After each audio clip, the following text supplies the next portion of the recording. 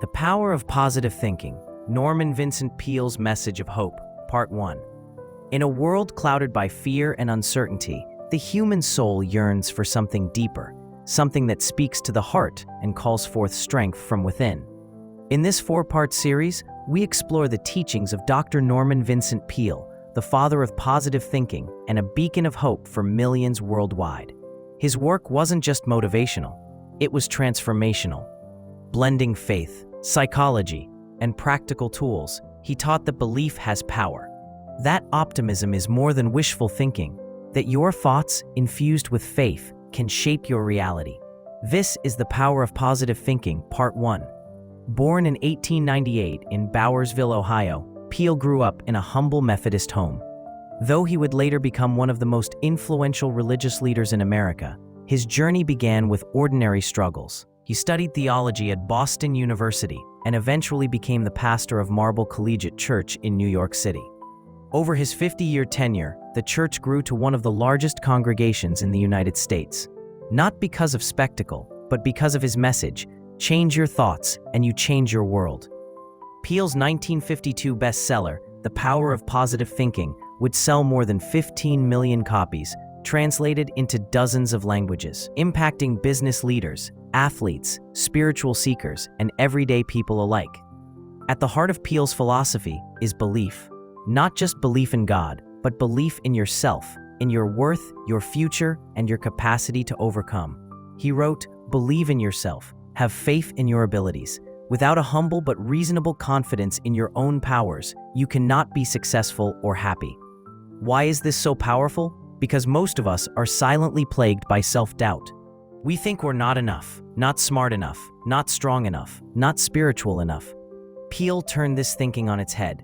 He declared that God works through you, and when you align your thoughts with faith, confidence follows. He emphasized affirmations and mental repetition. "I can do all things through Christ who strengthens me." Philippians 4:13. "If God be for us, who can be against us?" Romans 8:31. These weren't just biblical quotes, they were tools. Peale instructed his readers to repeat them daily, until the subconscious began to believe, until fear gave way to faith. Fear, Peale believed, is the #1 enemy of the human spirit, and fear often lives in the mind, where it breeds anxiety, hesitation, and despair. But what if your mind could be renewed? What if fear could be replaced, not by arrogance, but by trust? "The antidote to fear," Peale wrote, "is faith." Peale gave practical methods. Visualize the fear vanishing like mist. Speak scripture aloud to quiet the panic. Pray with authority, as if the result is already done. He taught a form of visual prayer, where you imagine the positive outcome clearly and hold that image in your mind with emotion and faith. Fill your mind with God's power, and you'll be amazed at what you can do. Thinking positively isn't denial, it's a spiritual discipline. Peale clarified that positivity is not ignoring reality, but choosing which reality you dwell on. He advised, wake up with a positive thought, read scripture before the news, surround yourself with optimistic people, speak life, never curse your circumstances. He believed that words carry spiritual weight. What you repeat to yourself becomes what you experience. That's why he urged readers to memorize key verses and say them every morning. "This is the day the Lord has made. I will rejoice and be glad in it." Psalm 118:24. Positivity becomes a habit, and that habit attracts grace. Peale's approach was spiritual but also incredibly practical. He wasn't interested in lofty ideals without action. He gave real daily steps to build a new mind. Here are 5 habits he recommended.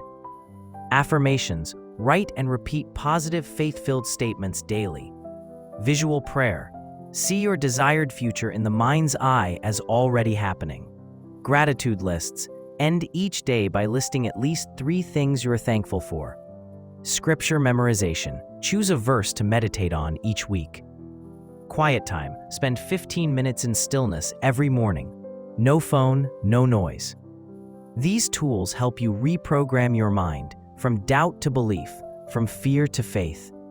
In a culture often addicted to negativity, Peale's message is as fresh now as it was in the 1950s. Change your thoughts, and you change your world. You have more power than you know. You have God within you. And when you believe, pray, and act in alignment with faith, there's no telling what you can become.